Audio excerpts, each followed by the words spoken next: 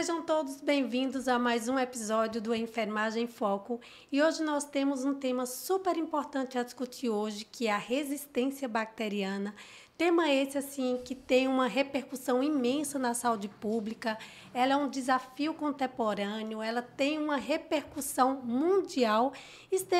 Temos aqui conosco hoje dois convidados especiais que são assumidades dentro da área, que têm expertise, são especialistas e trouxe aqui as suas experiências para poder discutir esse tema de grande magnitude.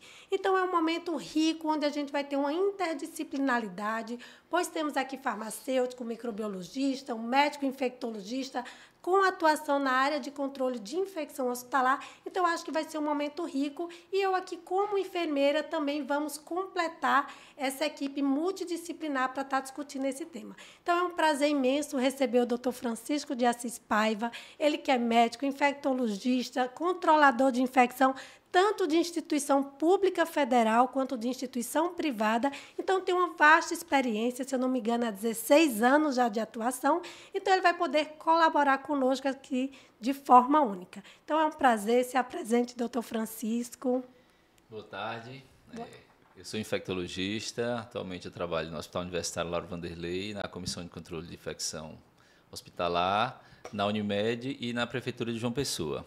Queria agradecer o convite para participar, falar de um tema tão atual e tão desafiador, principalmente ao lado de duas referências, né? Uma na enfermagem e outra aqui na microbiologia, e tenho certeza que será bastante produtiva essa conversa. Com toda certeza. E agora também gostaria que se apresentasse a microbiologista, ela que é farmacêutica, com atuação na área da microbiologia clínica, a Patrícia Lundgren. Um nome tão chique, especial. Então, ela já vai começar aqui com toda a sua expertise nos apresentando também. Então, Rebeca, muito obrigada pelo convite. Estou muito honrada.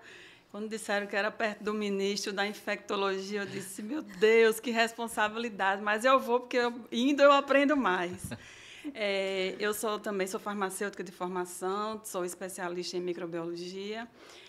Já trabalho desde 2006 com microbiologia, então tenho juntado aí um pouco de experiência para trocar e aprendo bastante com a equipe médica, porque eu trabalho tanto no público quanto no privado.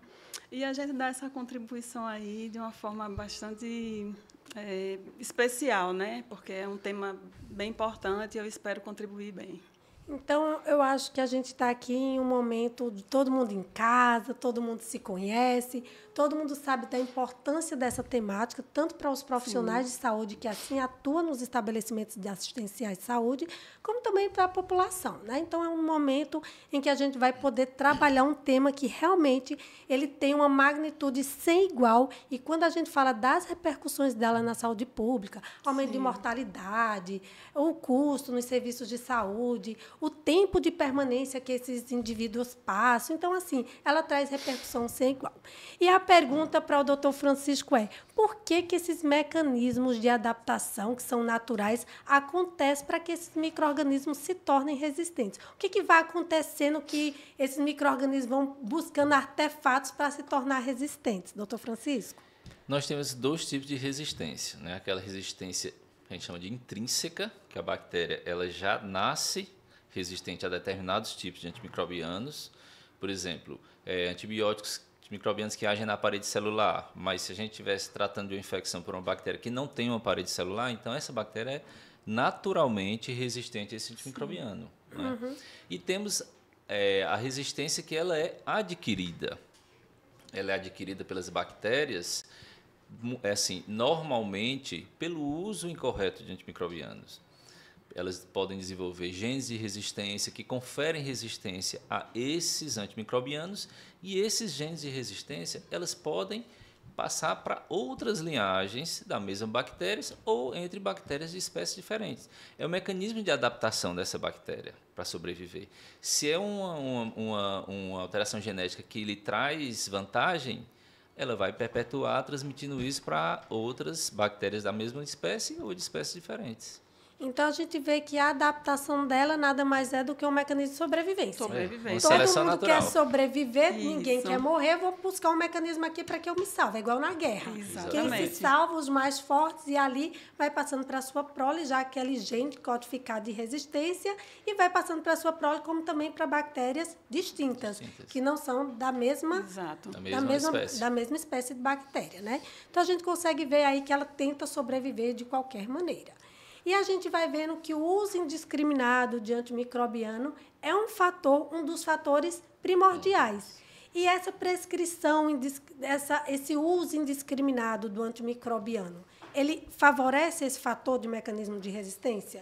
Sem dúvida. Porque, assim, a partir do momento que eu utilizo um antimicrobiano de forma, digamos, inadequada, esse antimicrobiano ele pode matar as bactérias ruins, mas mata também as bactérias boas.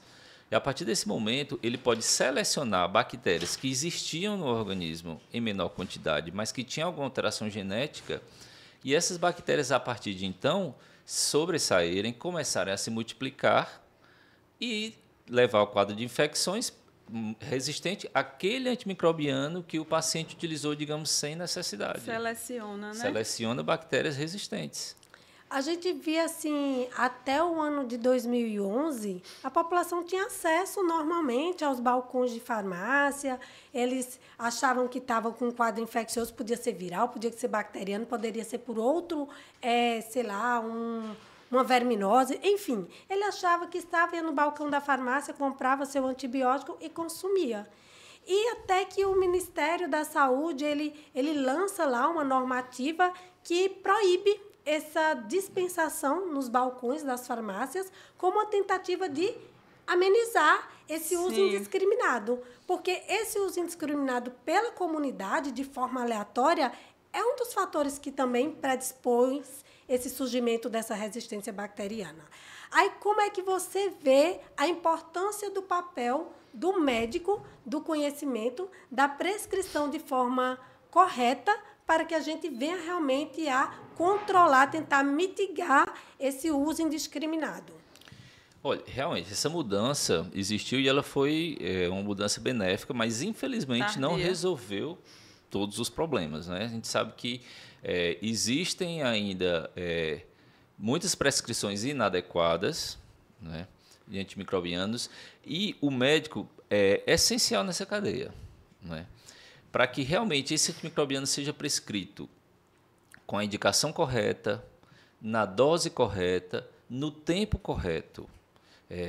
Entender que nem toda febre a gente precisa usar antimicrobiano, nem toda alteração laboratorial, como uma leucocitose, como um aumento do PCR, isso é igual a infecções bacterianas e uso do antibiótico. Então, o médico é essencial para que seja um elo de uso correto dessa medicação, e assim a gente evite o uso indiscriminado e a resistência microbiana. Aí, quando o senhor traz aqui para nós, nem todas as alterações de resultados laboratoriais é indicação de fazer uso de antimicrobiano, aí eu busco aqui a pergunta agora para a Patrícia. Mas, Patrícia, às vezes a gente traz um resultado de um exame que quem está na ponta vai avaliar esses resultados e ali vai ter uma conduta. Isso. E muitas vezes, quando a gente fala em resistência bacteriana, investigando um quadro infeccioso, a gente precisa de espécimes, de amostras, e a qualidade dessa amostra, ela acaba interferindo no processo que pode gerar uma prescrição inadvertida pelo resultado de uma coleta inadequada.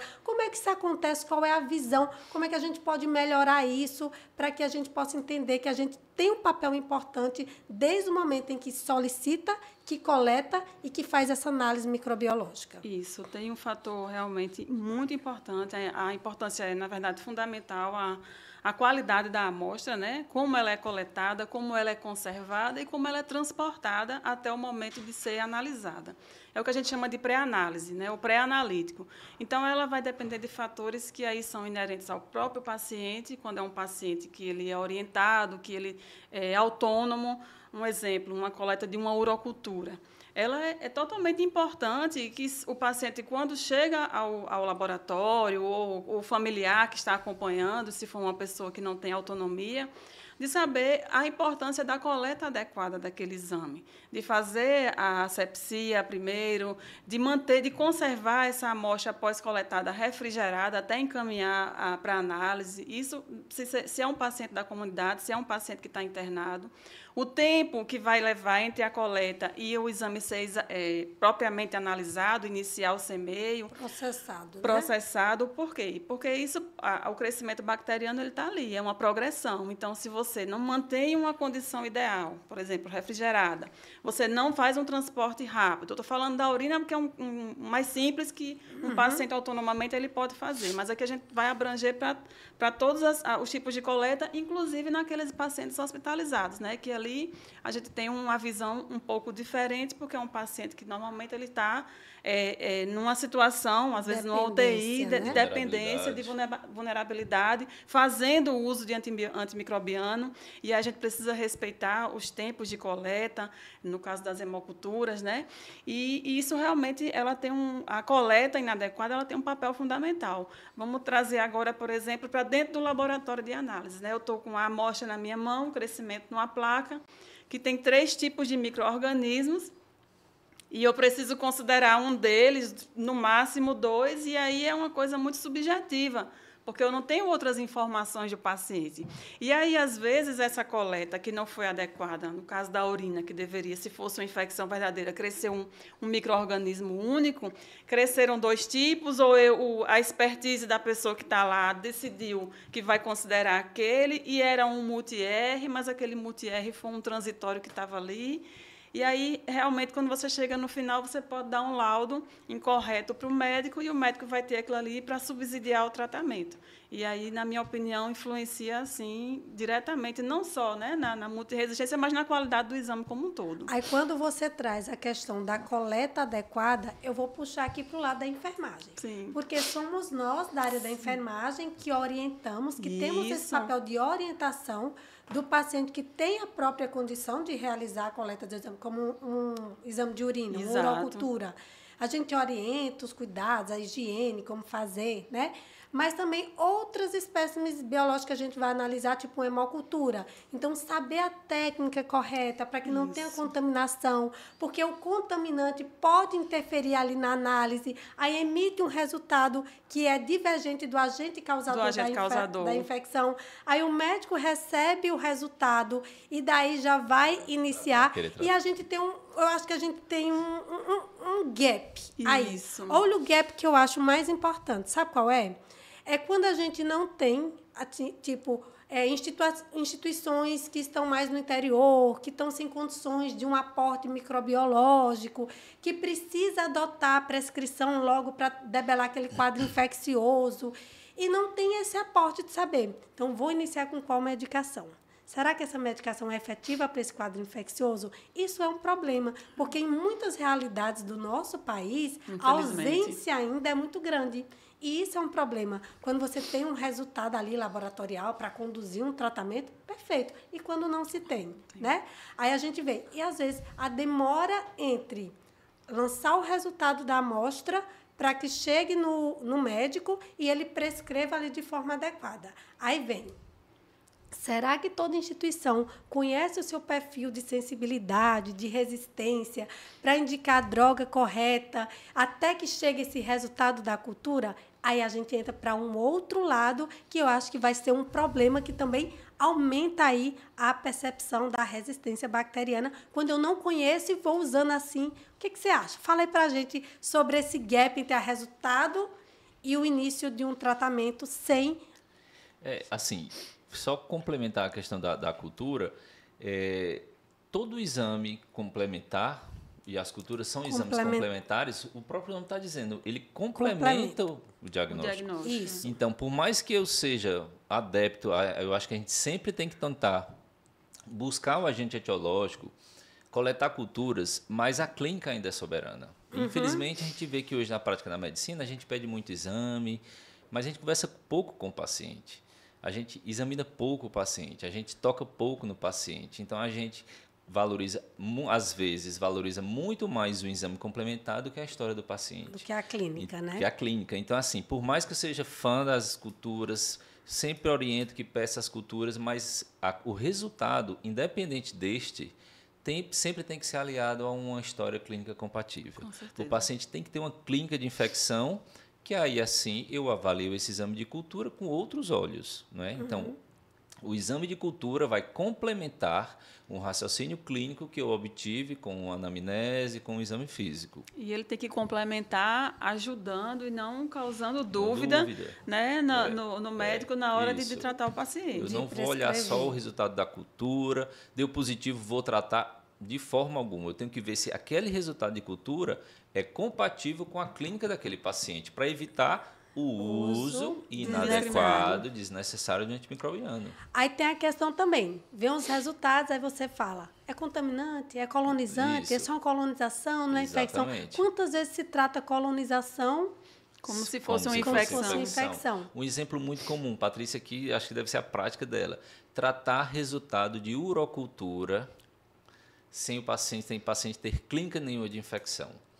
Então, existe uma prática que assim não é recomendada, eu faço o tratamento de infecção urinária, eu finalizo o tratamento, eu vou pedir uma urocultura de controle para saber se o paciente está curado. O paciente sem clínica nenhuma, então chega o resultado da urocultura com crescimento bacteriano, mostrando que é uma bacteriúria assintomática, e o profissional vai e quer fazer o tratamento disso aí. Então, ele não está tratando o paciente, ele está tratando o exame. O resultado. Exato. Então, a cultura, por mais que a gente sempre deva buscar, sempre tem que fazer, mas ela tem que sempre estar aliado a um quadro clínico compatível. Sim. E a comunicação entre os serviços é importante também. Essa liga que a gente tem entre laboratório de microbiologia e o médico assistente, e a infectologia e a SCIH dentro dos hospitais, isso é fundamental, porque uma simples conversa sobre aquele paciente, a aproximação do paciente que ele está falando aí, ele toca no paciente, eu não. Eu toco numa amostra que já foi semeada, que chegou uma placa para mim.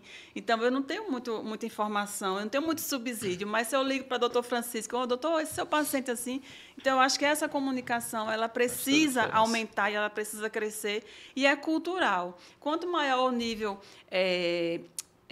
a maturidade da instituição e dos profissionais, mais esse tipo de comunicação ela acontece. Aqui volta para os seus interiores, que a gente precisa, né? A gente precisa ter um olhar para esses locais que são mais deficientes. Mas numa instituição madura, de pensamento, de profissionais, isso já acontece fluido, e eu acho bom. Aí, quando você traz essa fala, já me remete aqui, a importância nos núcleos de segurança do paciente. Total. Você vê lá, meta 1, comunicação efetiva. E a comunicação efetiva, será que ela existe, né? Então, a gente começa a entrar aqui no assunto, vai passando por outro, vai trazendo os insights, vai lembrando que por que no núcleo de segurança do paciente a meta 1 é comunicação efetiva? Será por quê? Porque ela é primordial, ela é base. Primordial, Ela traz diferenças imensas ali na condução de qualquer caso. Eu escrevi na minha colinha, comunicação eficiente. Porque comunicação se não tem... efetiva. É meta 1 da segurança do paciente, não tem o que discutir. Exatamente. Né? Então, a gente vai passando por todas essas circunstâncias e a gente traz aqui um outro lado reflexivo. A gente começou falando ali, a RDC 20, 2011, proibindo a dispensação dos balcões, só mediante prescrições, mas fora isso, a gente vê lá em 2017 trazendo um novo plano de gerenciamento de antimicrobiano dentro dos hospitais. É ou não? E onde a Comissão de Controle de Infecção tem ali um profissional médico também que conduz a avaliação dos prescritores, dá um subsídio, dá sugestões, e ali ele vai triando uma melhor forma de conduzir aquela prescrição. Então, fala para a gente, dentro desse plano nacional do gerenciamento, dentro das instituições de saúde, como é e por que ela foi implementada para favorecer e mitigar e reduzir e controlar essa resistência bacteriana. Realmente isso aí é uma preocupação, né, do Ministério da Saúde, da Anvisa, e além dessa publicação que você falou, a gente tem uma publicação mais recente que é o Stewardship Brasil, não é, o que ele orienta? Que aí, voltando um pouco para a sua pergunta anterior, todos os hospitais de grande porte, principalmente aqueles que contêm UTI, eles devem ter um plano de gerenciamento de uso de antimicrobianos de uso restrito, não é? Que normalmente fica a cargo da CCIH ou CECIRAS, dependendo da instituição. Então, esses antimicrobianos, como o nome está dizendo, de uso restrito, eles devem ser acompanhados, deve ser uma prescrição controlada. Controlada. O médico prescreve, tem que ter a auditoria da farmácia e da CCIH. E esse antimicrobiano, a gente faz o acompanhamento dele em paralelo aos resultados das culturas. Então, esses hospitais ou têm um serviço de microbiologia próprio ou têm um microbiologia terceirizado. Então, a gente acompanha o resultado das culturas desse paciente e faz o nosso banco de dados da instituição, mostrando quais as bactérias mais comuns e quais os perfis de sensibilidade. Baseado nestes, a gente orienta qual tipo de antimicrobiano deve ser feito e quais bactérias a gente tem que ter maior nível de atenção e de cuidado e que exigem que a gente chama de isolamento do paciente para evitar a disseminação dessa bactéria ou dessas bactérias dentro da instituição. Aí, quando a gente traz a questão do isolamento, que são as medidas de precaução e isolamento, em especial quando a gente fala de micro-organismos multidrogas resistentes, a gente fala ali na precaução para contato, né? Onde a gente deve orientar os profissionais, o uso do capote, da luva, quando vai prestar assistência e antes de sair dessa assistência, ele tem que deixar aqueles equipamentos de proteção, higienizar as mãos, porque não tem como falar de prevenção de resistência bacteriana, fazer de controle de assistência e não falar de higienização das mãos. Sim. Ela é importante, ela é ação isolada de maior impacto, de menor custo, de maior eficiência, enfim, ela é primordial. E daí a gente entra no mecanismo de adotar as medidas de precaução e isolamento. Quando a gente fala isso, na realidade dos hospitais, onde a gente não tem leitos de isolamentos específicos, a gente tem unidades de internação compartilhadas, isso acaba sendo um problema. A infraestrutura, que não vai além só de questões comportamentais dos profissionais, tem uma questão de infraestrutura que envolve as condições de materiais disponíveis. A gente fala, dá prioridade para uso exclusivo dos produtos para a saúde. Será que a gente tem quantidade de tensiômetro, de termômetro para uso exclusivo? Então, a gente tem que trazer também essas reflexões das estruturas que as instituições nos dispõem para que nós possamos trabalhar de forma a tentar controlar isso o máximo possível. É lógico que a gente vai seguir a recomendação. Não tem condição, não tem. Não tem estrutura, não tem. Vamos ter que fazer o quê? Bota uma placa, sinaliza, distancia um leito do outro e a gente vai fazendo ali umas formas de tentar minimizar, né? Mas isso também é um entrave. E quando a gente vai trabalhar com a equipe, aí vem lá vários estudos. Pacientes que estão em medidas de precaução para contato, eles têm menos assistência prestada quando comparado aos demais pacientes. Porque quando você pensa em paramentar, vai de novo, a bomba parou, você vai de novo, troca de roupa. Aí agora é o soro que acabou e você vai de novo. Será que eles não vão ficando menos assistidos? Eu não tenho nem dúvida. Tem vários estudos, vários artigos que já falam justamente sobre isso. Risco de queda, né? Também. Risco de queda. Lesão por pressão. O paciente vai ficando menos assistido. Não tem como. Infelizmente. Né? Então, a gente vai trazendo outros problemas em cima de um, que vai só somatizando. Somando um ao outro. Exatamente. Então, aí traz os planos lá de gerenciamento do serviço. Você falou aqui para a gente da questão do perfil, de sensibilidade, resistência, para poder ali o médico controlar. E quando você que vivencia essa questão do gerenciamento, do uso desses antimicrobianos, qual é a aceitação dos prescritores na ponta? Será que existe embate entre quem faz ali o gerenciamento e quem prescreveu? Como é que é essa relação aí na tentativa de chegar a um consenso?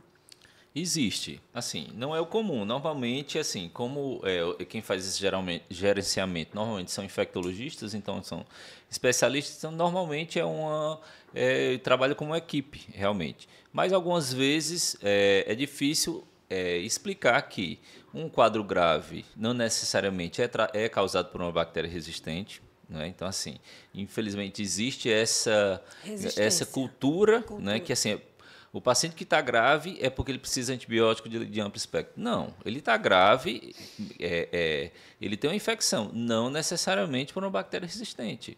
Por ele estar grave, me diz o quê? Que eu tenho que escolher um antibiótico correto, não necessariamente de amplo espectro.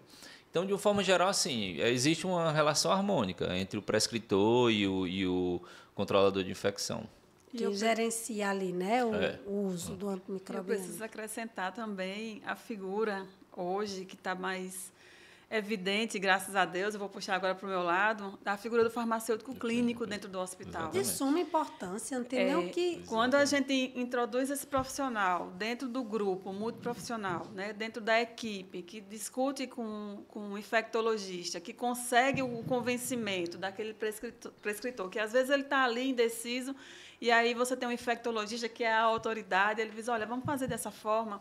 E quando você coloca a figura do farmacologista, de uma pessoa, de um profissional que tem o entendimento daquilo ali, isso só engrandece a equipe como um todo, né? Porque hoje a figura do farmacêutico clínico, graças a Deus, dentro das instituições aqui em João Pessoa, eles estão realmente bem atuantes, minhas amigas farmacêuticas, um beijo para elas. Não tem o que discutir a importância do farmacêutico clínico sem igual. Aí você fala, eu vou trazer um pouco para a farmacologia, para a microbiologia, eu vou trazer para a enfermagem também, né? Vamos falar aqui da enfermagem. As enfermeiras da CCH, meus amores, meninas, beijo. Nem só da CCH, como quem está ali na ponta. Sim, porque quando a gente fala, né? É a questão, vamos lá, muito mais além só da prescrição, do resultado, mas do arcabouço de uma instituição. Vamos lá. A gente pensa em limpeza e desinfecção de área e superfície. Será que ele não tem impacto direto na resistência bacteriana? Totalmente. Você não carrega esses micro-organismos? Então, a higienização de uma instituição, ela traz um grande impacto que ela alia a resistência bacteriana sem igual. Aí a gente tem lá aquele cronograma bem formado, área crítica, não crítica, semicrítica, quando é que eu vou fazer a limpeza concorrente, terminal, o paciente, a limpeza terminal, mas já está há mais de 15 dias internado. Será que tem esse acompanhamento? O paciente continua internado, é uma área crítica, está com uma semana, vou lá fazer terminal. Será que essa é a nossa realidade? Né? Então, esse acompanhamento, aí a gente vê, às vezes, quem está ali na coordenação, no gerenciamento do setor de higienização, faz junto à CCIH o protocolo, o plano de segmento, a higienização concorrente terminal, mas eu vejo isso uma grande fragilidade. Total. A utilização dos saneantes, que vão fazer a forma que faz. Quantas vezes eu estou ali como enfermeira, está ali, eu digo, vem cá, errado, isso aqui, vem cá.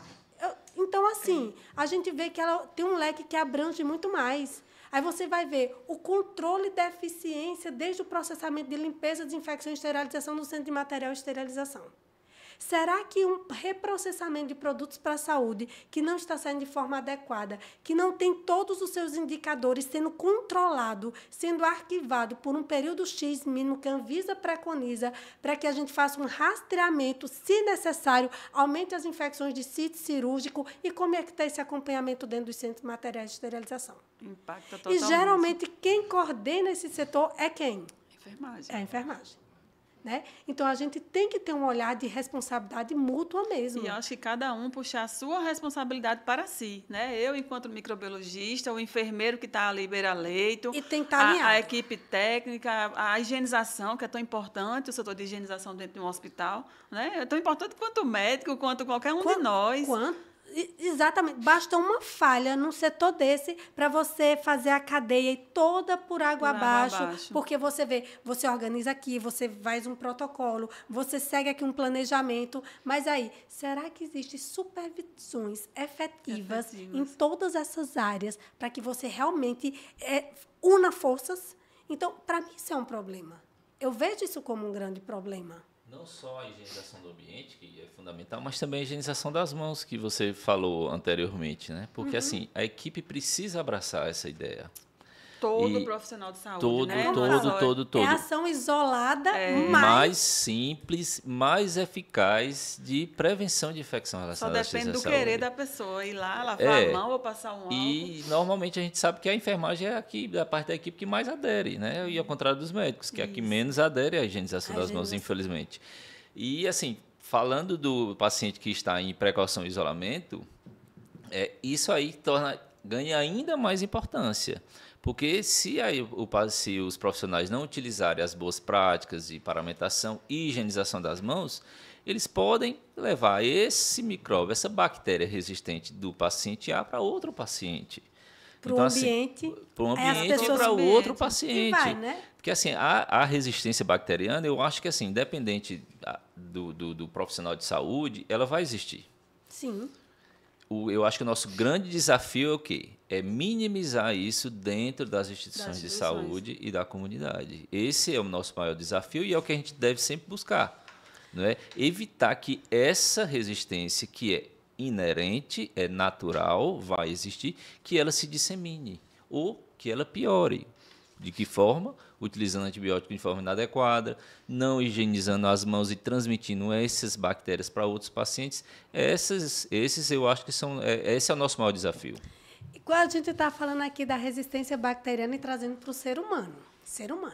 Mas aí a gente vê tanto a agropecuária utilizando de forma indiscriminada o antimicrobiano nos animais, na veterinária, né? E isso traz a resistência bacteriana. Aqueles animais, os seus produtos já com micro-organismos multiresistentes e soma-se e vai ao ser humano.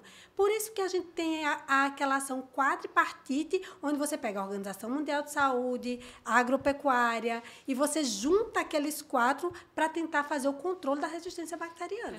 Porque ela não está ali só na questão humana. A gente está ali na na pecuária, e ali ele soma e vai para o ser humano, e aí que vai aumentando. Não só a OMS, mas órgãos, desculpa interromper, internacionais, os fóruns internacionais de economia, eles já estão com essa visão. De que a pandemia silenciosa da resistência bacteriana, ela está aí e ela está evidente aos nossos olhos e talvez a gente não esteja dando a devida importância. Exatamente. Como profissional de saúde, individualmente, que é um ato tão simples de lavar as mãos, e como instituições, e como profissionais do meu setor de laboratório, do meu pessoal que vai lá fazer a coleta no paciente, tem que ter os mesmos cuidados que a enfermagem tem, que eu também trabalho com equipes de coordenação de equipes de laboratório, e a gente vê muito esse embate, é culpa da enfermagem, é culpa do laboratório, a gente brinca que tudo sobra para o laboratório.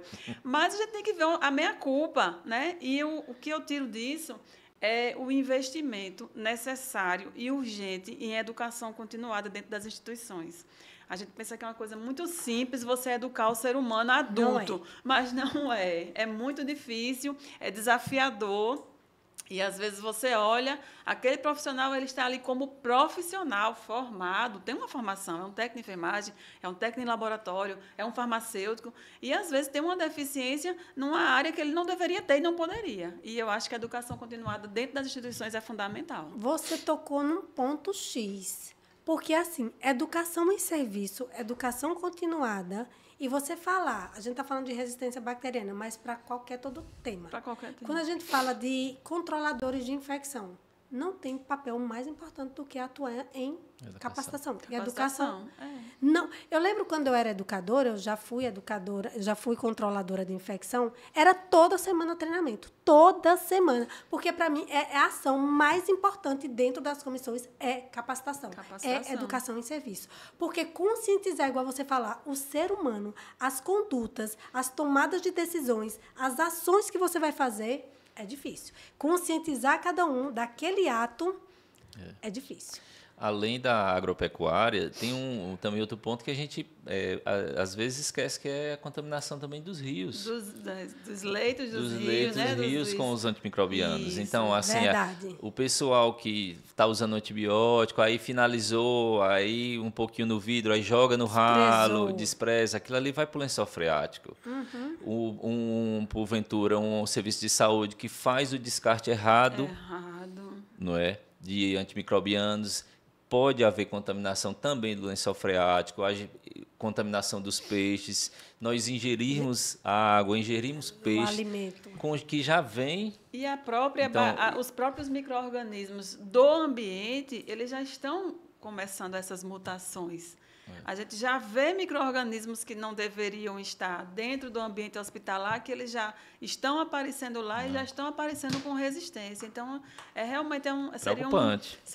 Como farmacêutica, fala aqui pra gente, como é que deve ser o desprezo desses resquícios de antimicrobianos consumidos, porque a gente tem, leva a uma farmácia, aí, né, em cada local você tem que saber qual é, não é qualquer farmácia que recebe. Não é qualquer farmácia que Não recebe. adianta você. Aqui em João Pessoa, que eu conheço, só tem 2. Não sei se tem mais. E eu acho que deveria ser uma coisa que ela deveria partir de cima para baixo. Ela deveria partir Essa orientação para a população. Da população. A divulgação dessa divulgação. informação. E isso é uma coisa não facultativa, mas compulsória daquelas empresas que trabalham com a área de saúde, por exemplo, farmácias, laboratórios, de captar esse tipo de sobra, de resíduo, e ali ter uma contrapartida, não sei, mas eu acho que deveria, na minha cabeça, não sei se já existe, mas ser uma coisa compulsória governamental e dizer, olha, você está vendendo medicamento, então você vai recolher medicamento que vai ser responsável para recolher e descartar. E isso aí vai, sei lá, vai te diminuir uma carga tributária, você vai, porque tem custo para você descartar.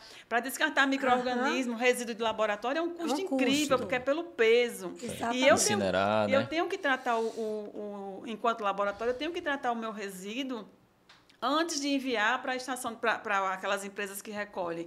Porque eu sou solidária na responsabilidade que ele tem de descartar o lixo. Então, eu não posso mandar as placas com as bactérias vivas. Eu tenho que primeiro matar e enviar. Porque, de repente, o carro sofre um caminhão sofre um acidente, derrama as placas no meio da rua, e aí, olha a minha responsabilidade. Então, isso já é legislação. Então, eu acho que, para a população que não tem esse entendimento, eu acho que a gente deveria trazer essa responsabilidade para as instituições. Os meios, os canais de divulgação. Divulgação. Hoje nós temos cada vez mais um número maior de canal. Só não tem informação quem não quer. Verdade. Só que daí, assim, a gente teria que ter uma política de divulgação dessas da prática, na prática, como está acontecendo. Eu acho que nós somos agentes disso, né? Nós, estamos aqui nesse momento como agente de informação também, né? Esse tipo de iniciativa aqui é muito boa nesse sentido, porque às vezes você está passando lá, o Spotify apareceu, vou ouvir isso aqui. E, de repente, aquela mensagem chega para você, que não é da área de saúde, ou alguém escutou e tem uma pessoa, um parente em casa, olha, está escutando também, e vou fazer isso, vou adotar essa prática. Então, eu acho que é necessário. A gente, enquanto agente de saúde, a gente precisa ter essa visão também de educador. Com certeza. Aí a gente fala de revolta aqui para a resistência bacteriana e pergunta o seguinte, e a tecnologia, ela acompanha, as indústrias farmacêuticas acompanham a resistência bacteriana como é? Tem acompanhamento, elas conseguem acompanhar a evolução dessas resistências, o que acaba impactando? Não acompanha pelos motivos que a gente já falou, né? As bactérias, os micro-organismos, eles desenvolvem mecanismos de resistência muito rápido. Então, o tempo de você colocar um medicamento, de você fazer a pesquisa clínica, você fazer os ensaios, né? Colocar esse medicamento no mercado, o custo que se leva para isso, eu digo financeiro para a indústria farmacêutica, para quem vai consumir na ponta, que normalmente os últimos que saíram são caríssimos. E a velocidade que a bactéria se desenvolve resistência, ou transmite resistência, é muito maior. Então, acaba que a indústria farmacêutica, ela fica não meio tem que... interesse não tem financeiro. interesse financeiro. Porque ela lança uma droga com 6 meses, aquela droga que ela está ganhando... É muito mais interessante produzir um antihipertensivo, que o paciente vai usar a vida toda, um hipolipemiante, um antidiabético, né? É até frustrante falar isso, mas... Um medicamento para tratamento de obesidade. Né? Que está meio que na moda, né? Então, assim, é frustrante falar isso, mas o sistema é esse. Então, eu falo isso do ponto de vista da indústria da sua pergunta, mas eu falo que a gente também chegou num momento que, historicamente, né, como a gente já falou, o uso indiscriminado levou a isso, né? Porque não é que a gente tem poucos antimicrobianos, né? A gente está voltando a consumir antimicrobianos que estavam esquecidos, que ninguém nem usava. A gente estava trazendo ele à tona porque quando eu pego um exame, tiro de um equipamento, aquele tudo resistente, eu digo, eita, dá teus pulos, Francisco. Chegou a era pós-antibiótico. Quando eu pegava assim, não, vamos repetir, vamos isolar, mas hoje não. Hoje eu pego, eu digo, isso aqui é comum, porque tá comum. O normal é esse, é resistente. Quando eu pego uma toda sensível, eu digo, será que é mesmo? Vamos ver, entendeu? Porque a resistência... Vamos refazer essa amostra aqui. Vamos rodar de novo. Vamos fazer uma microdiluição novamente, porque eu acho que a gente diluiu de forma errada. Não, infelizmente, hoje em dia, a gente tem algumas situações dentro dos hospitais que, assim, O paciente tem infecção por bactérias, digamos, não é nem multi-R, mas XDR, né? Pan-DR, digamos assim, que a gente não tem o que fazer. Já tive paciente que tinha osteomielite, infecção no osso por bactéria com esse perfil de sensibilidade e a opção foi fazer amputação. Sem mais... Porque não tem opção, não tem antimicrobiano. E insistir com o antimicrobiano tem risco, né? Sim. Essa infecção se dissemina, então a gente, infelizmente, tivemos já que fazer isso aí, não foi só uma vez, porque realmente não tínhamos outra opção. Sem opção. Fora então, a toxicidade que as drogas causam, né? Porque isso. já é um efeito colateral, né? Você vai avaliar o risco-benefício. Realmente é um problema sério, a resistência bacteriana é um problema sério que, infelizmente, nem todo mundo ainda está ciente da dimensão do problema. E, assim, as perspectivas futuras de novas tecnologias para tentar ajudar aí a conter essa resistência bacteriana. O que a gente pode falar nesse sentido? A gente começa a ver ali as questões dos estudos genéticos, inclusões de algumas coisas dentro dos fármacos, né? O que a gente pode ver assim como perspectiva futura nesse sentido? Existem, assim, eu acho que o Patrícia vai falar melhor quanto do diagnóstico, né, que isso aí é essencial, mas com relação ao tratamento já existe assim algumas boas perspectivas, né? Lembrar que também que as vacinas são importantes, né? Demais. Vacina contra o pneumococo, que é uma pneumonia comum, então é uma forma de prevenção. Não deixa de ser uma forma de prevenção. Vacina contra a influenza, então as vacinas também são importantes, mas temos também a questão dos bacteriófagos, né? Que são frações de bactérias que a gente dá para determinadas infecções, que isso não é muito novo, né? A gente já há algum tempo, isso é uma perspectiva, mas assim, para vocês terem uma ideia, tem uma infecção que a gente chama de infecção pelo Clostridium, né, que é uma bactéria que dá infecção no trato gastrointestinal, que um dos tratamentos é transplante de fezes. Sim, eu vi. Transplante de microbiota fecal.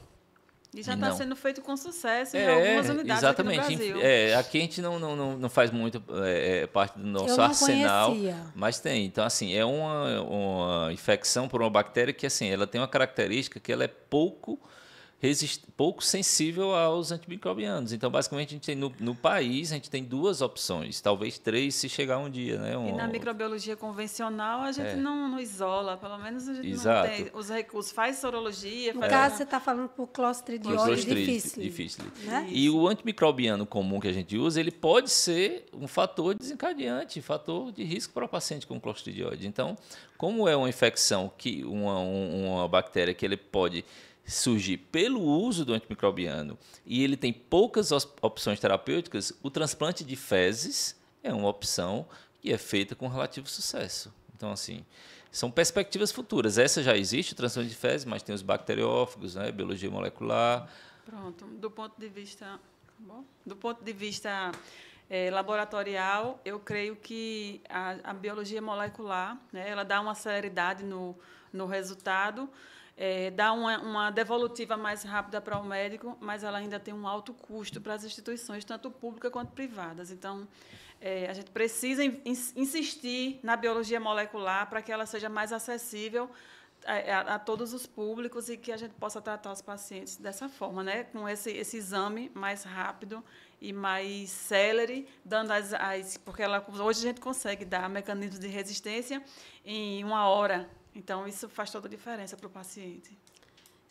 São todas tecnologias, tipo como... Já são tecnologias existentes. A biologia molecular, hoje a gente tem painéis moleculares que são mais simples de executar, não precisa de um laboratório específico, e que você tem painel de sepse, painel de pneumonia, painel respiratório que detecta vírus e bactérias, de líquor também a gente tem. Só que é uma metodologia ainda cara, é cara para quem faz, é um alto custo, e aí quando você fala da iniciativa privada para o convênio, é muito caro para o convênio? Talvez, é muito caro, mas vamos estudar, porque o que é mais caro? É você fazer um exame que custa não sei quanto, ou você deixar um paciente 15 dias dentro de uma UTI. Usando antibióticos, né? Vários antibióticos, realmente. E também o que eu acho bem legal também, que a tecnologia está avançando, é a utilização daqueles biosensores, né? Sim. Que vão instalando nos locais, ele vai podendo identificar de forma rápida. Então, você já sabe que ali tem agente infeccioso e você já pode ir controlando ali, conduzindo a equipe assistencial, porque ele te dá um alarme que ali tem um contaminante. São coisas que estão chegando, né? E a gente precisa ter Agora, tudo isso é alto custo. Alto tudo isso custo. tem custo, né? Não tem como você dizer que isso vai ser uma realidade a curto prazo. Tudo no meu envolve... pensamento, eu falava sobre isso 15 anos atrás, que a biologia molecular era o futuro. Esse futuro chegou, mas ele não chegou, entendeu? Porque a gente precisa realmente baixar... Ele chegou, mas até implantar... Até ser implantado e precisa realmente de baixar o custo desse exame para ser mais acessível. Mas, assim, falando não de inovação, mas de uma coisa tão óbvia, que a gente já discutiu aqui, eu só queria encerrar a minha fala, a gente realmente é a prevenção, né? Acho que a prevenção também ajuda muito. A gente, enquanto agente da saúde... O simples ato de limpeza das mãos, eu acho que já ajuda bastante. Então, para nós finalizarmos, estamos chegando aqui ao fim, né? Já fomos sinalizados ali, falta 5 minutos, parem de falar, pelo amor de Deus. Passou rápido, né? Então, nós estamos assim já chegando a 1 hora do nosso podcast, né? Com a temática resistência bacteriana. Um assunto muito importante para que todos possam se sensibilizar do quanto isso impacta na saúde pública mesmo. E eu gostaria assim, de finalizar pedindo para que vocês deixassem uma mensagem, uma frase única de conscientização em relação a medidas que possam estar impactando na prevenção ou no controle, digamos, da resistência bacteriana. Bem, assim, para os profissionais, assim, a coisa principal, antes de pensar em tratar, é prevenir, né? Então, assim, a medida mais eficaz, mais simples e mais que está disponível é a higienização das mãos, seja com água e sabonete líquido ou com álcool gel. Essa é a principal forma de prevenção de infecção. Seja ela qual for, resistente ou não. Ou não, exatamente. Eu estou com o doutor Assis. Eu acho que a gente, enquanto profissionais de saúde, precisa puxar a responsabilidade para si e ser um agente multiplicador. E ensinar mesmo. Eu gosto de ensinar minhas equipes, eu gosto de dizer, olha, faz o correto. A gente tem que fazer o correto, né? E eu acho que o correto é aí mesmo, é na conscientização de eu ser o agente da saúde e que eu tenho que fazer o certo. Com certeza. E quando a gente traz aqui, né, a medida mais importante é a prevenção, a gente fala sobre a higienização das mãos, aí tem as recomendações da Organização Mundial de Saúde, os 5 momentos de higienização. Onde, às vezes, a gente nem para identificar aquela figurinha. O primeiro momento e o segundo momento é prevenir a infecção pro paciente. O terceiro, o quarto e o quinto momento é prevenção para o profissional não se contaminar. Então, até a imagem, às vezes você lê de forma rápida, você não entende. Ele mostra lá as setinhas, isso aqui você está prevenindo o paciente, isso aqui você está prevenindo o paciente, isso aqui você está se prevenindo, isso aqui você está se protegendo, né? Então, acho que não tem o que a gente discutir realmente. A gente finaliza aqui nosso podcast trazendo, acho que a mensagem mais importante. Previna. A prevenção é a melhor arma para o tratamento. Eu acho que é a mensagem final que a gente deixa para todo mundo. Sim. Medida rápida, eficaz, dinâmica, multimodal, de menor custo, de grande impacto, né? Então, assim, sem ter o que discutir. Isso. Então, foi um prazer imenso estar aqui hoje com vocês. Infelizmente, já está acabando nosso tempo. Dizer que vocês estão aqui conosco nesse dia de hoje, porque são pessoas com experiência, com vivência, com expertise e que têm muito a contribuir, tanto para os profissionais de saúde, quanto também para a população. Então, eu só tenho a agradecer a presença de vocês, por ter aceitado o convite, por estar nesse momento aqui de discussão, que ela só traz benefício para quem nos assiste, os ouvintes, e nós ficamos muito felizes com a presença de vocês. Então, em outro momento, espero tê-los novamente conosco e será um prazer imenso. Nossa, o prazer é todo meu. Muito obrigada pelo convite e ao lado dessa sumidade aqui ficou mais especial ainda. Eu que agradeço. Obrigado, um abraço, estou à disposição. Ok, vou cobrar. Então, vamos finalizar. Obrigado a todos e até a próxima.